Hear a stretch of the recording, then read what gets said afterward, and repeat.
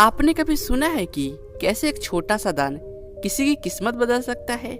इस कहानी में हम जानेंगे कि जब भाग्य भी किसी के खिलाफ हो तब कैसे सच्चे मन से किया गया दान मौत को भी मात दे सकता है। यह कहानी एक ऐसे राजा और रानी की है जिनकी जिंदगी में कोई उम्मीद नहीं थी, लेकिन एक दिन कुछ ऐसा हुआ जिसने उनकी पूरी किस्मत पलट दी। एक समय पहले एक राजा राजवीर और सुमित्रा थी जो शिवजी के बड़े भक्त थे। उनकी सुबह मंदिर में पूजा से शुरू होती थी और वे अपने राज्य में न्याय और धर्म का पालन करते थे। राज्य के लोग उन्हें बहुत प्यार करते थे, लेकिन उनकी एक बड़ी चिंता थी, उनके कोई संतान नहीं थी। राजा राजवीर और रानी सुमित्रा की उम्र ढल रही थी और संतान न होने के कारण वे भीतर से बहुत दुखी थे। एक दिन जब राजा रानी मंदिर जा रहे थे, रास्ते में उन्होंने देखा कि एक फल बेचने वाला और उसकी पत्नी राजा को देखते ही मुंह फेर लेते हैं। राजा को यह बात अजीब लगी, लेकिन उन्होंने इसे नजरअंदाज कर दिया और मंदिर चले गए। पूजा के बाद राजा ने अपने सैनिकों को उस फल बेचने वालों को महल में बुलाने का आदेश दिया। जब वह महल में आया तो राजा ने उससे पूछा, तुमने मुझे देखकर मुंह क्यों फेर लिया था? क्या मैं जान सकता हूँ ऐसा क्यों किया तुमने? फल बेचने वालों ने जवाब दिया, महाराज आप बहुत दयालु और न्यायप्रिय हैं, लेकिन लोगों का मानना है कि जिस राजा की कोई संतान नहीं होती उसका चेहरा देखना अशुभ होता है, इसीलिए मैंने आपका चेहरा देखकर मुंह फेर लिया। राजा यह सुनकर स्तब्ध रह गए। उन्हें बहुत बुरा लगा, लेकिन उन्हें एहसास हुआ कि बिना संतान किए उनका राज्य का भविष्य संकट में पड़ सकता है। उन्होंने रानी सुमित्रा से कहा, लोग अब हमारा चेहरा देखना भी पसंद नहीं करते क्योंकि हम संतानहीन हैं। पुत्र प्राप्ति के लिए हमें शिवजी की विशेष पूजा और हवन करना होगा, शायद तभी हमें संतान की प्राप्ति हो। राजा और रानी ने शिवजी के मंदिर में एक बड़ा हवन और पूजा करवाई, लेकिन महीनों बीत गए और फिर भी उन्हें संतान का सुख नहीं मिला। वे बहुत निराश हो गए और सोचने लगे कि उनकी प्रार्थना की फल उन्हें क्यों नहीं मिल रहा है। क्या उनका जीवन बिना पुत्र सुख के ही खत्म हो जाएगा? एक दिन राजा राजवीर के महल के बाहर एक साधु आया। राजा ने आदेश दिया कि उस साधु को सम्मान पूर्वक महल में लाया जाए। साधु ने राजा से कहा, राजन, मैंने सुना है कि आपने पुत्र प्राप्ति के लिए बहुत प्रयास किए हैं और बहुत बड़ी पूजा और हवन करवाया है, लेकिन फिर भी पुत्र प्राप्ति नहीं हुई है। मैं जानता हूँ कि आपके घर पुत्र प्राप्ति क्यों नहीं हो रही। राजा ने बहुत जिज्ञासा से पूछा, बताइए महाराज, ऐसा क्यों हो रहा है? तो साधु ने बताया, आपके पिछले जन्म के कुछ बुरे कर्मों का असर है। आपने एक ऋषि का अपमान किया था और उसी के श्राप के कारण आप संतान सुख से वंचित है। राजा ने व्याकुल होकर पूछा, क्या इस श्राप से मुक्ति का कोई उपाय है? साधु ने कहा, हाँ, मैं आपको इस श्राप से मुक्त कर सकता हूँ और आपके घर पुत्र भी जन्म ले सकता है।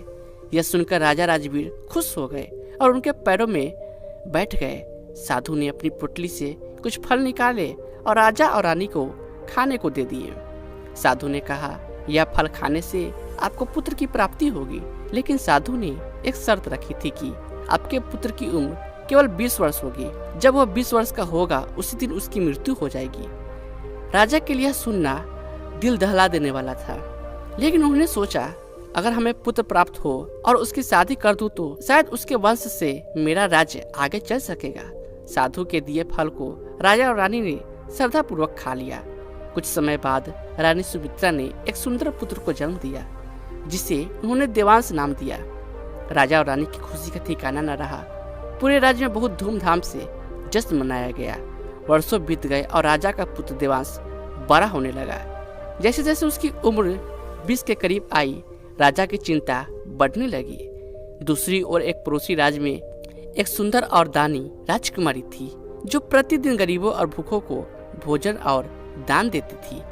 राजा राजवीर ने अपने बेटे देवांश की शादी राजकुमारी कल्याणी से करवा दी और दोनों की शादी धूमधाम से हो गई। अब वह दिन करीब आ रहा था जब राजा राजवीर का पुत्र देवांश 20 साल का होने वाला था।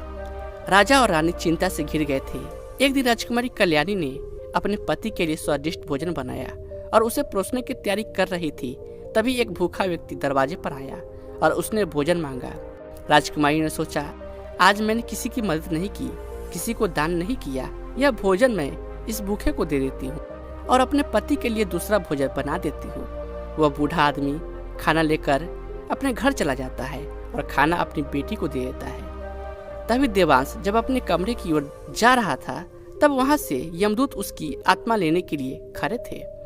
कमरे में एक सांप भी था जो उसे डसने के लिए तैयार था। यमदूत सोच रहे थे कि जैसे ही सांप देवांश को डसेगा, वैसे ही हम उसकी आत्मा लेकर चले जाएंगे। वहां उस गरीब की बेटी ने खाना खाया और कहा, जिसने भी हमें यह खाना दिया है उसका सुहाग 100 साल जिए। यह आशीर्वाद उसके लिए दिल से निकला था।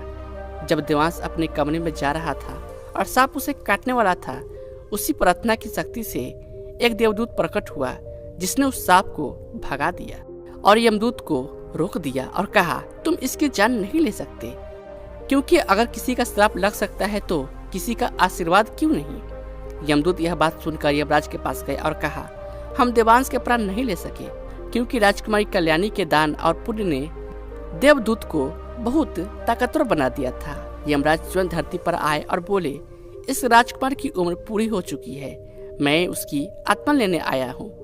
देवदूत ने उत्तर दिया, अगर आप किसी के श्राप का मान रखते हैं तो उसी तरह आशीर्वाद का भी सम्मान रखना होगा, यही भगवान की मर्जी है।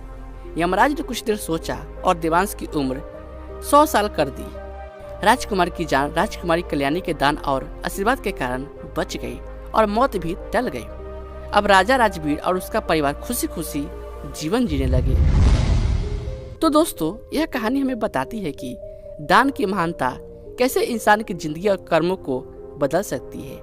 राजा राजवीर के बेटे देवांश की मौत की भविष्यवाणी हो चुकी थी, लेकिन राजकुमारी कल्याणी के अच्छे कर्मों और भूखे को खाना देने से देवांश की उम्र बढ़ गई।